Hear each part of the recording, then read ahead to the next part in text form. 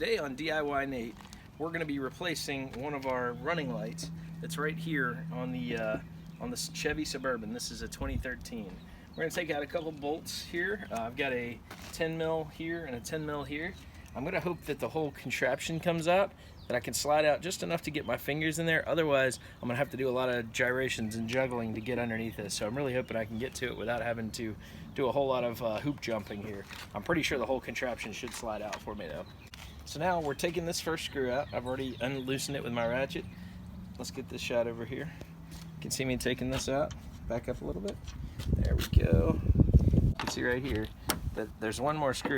It looks like you want to take all these screws off, but I think if you just take these two, that pretty much gets you access to the whole contraption here. So the headlight assembly. So if we can get that out, then we should be able to reach behind it hopefully and get in there and be able to make the quick simple replacement. Swap out the running light.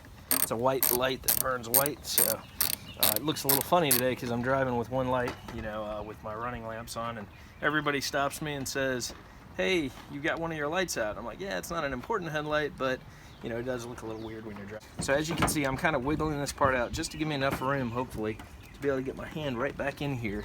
And let's get let's see if I've got anything else holding it in. Just want to make sure you don't pull it out too far. Just want to be able to get far enough back to pull the headlights. Let's see. So right here you can see I'm trying to get myself enough room to get my hand in there.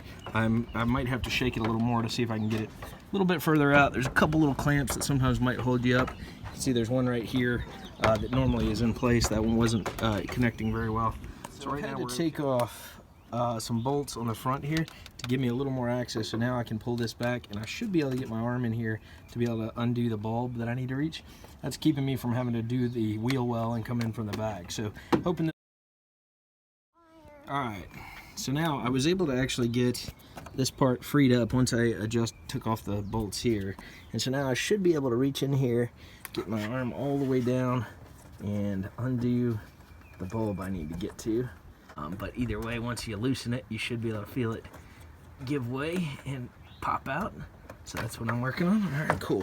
So now you'll see the bulb comes out like that, and I'm ready to go ahead and replace that bulb. All right, so you can see I've been able to swap out the bulb here. It's just a pull it out, push it in. I got it, or Advanced Auto Parts actually.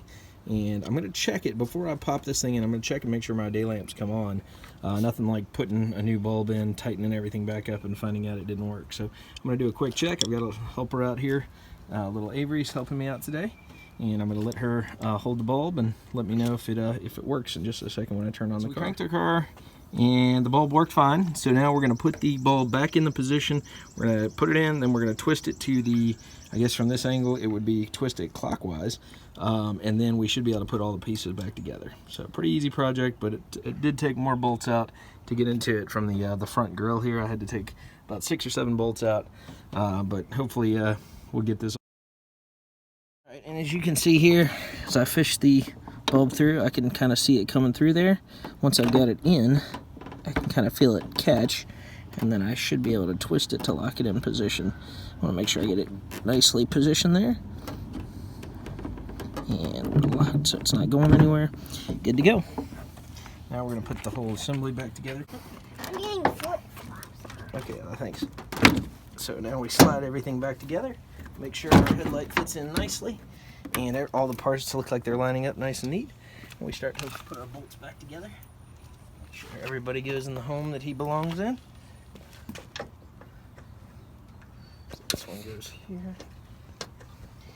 You also want to make sure your lights are straightened out. Everything's pointing in the right direction when it all goes back in, because once you tighten them down, that's going to be the direction they're pointing. So make sure everything goes in the way you had it to begin with, and it shoots a straight light. Alright, thanks a lot for watching the DIYNate video. Please like and subscribe if you enjoyed it. Thanks a lot. Have a great day.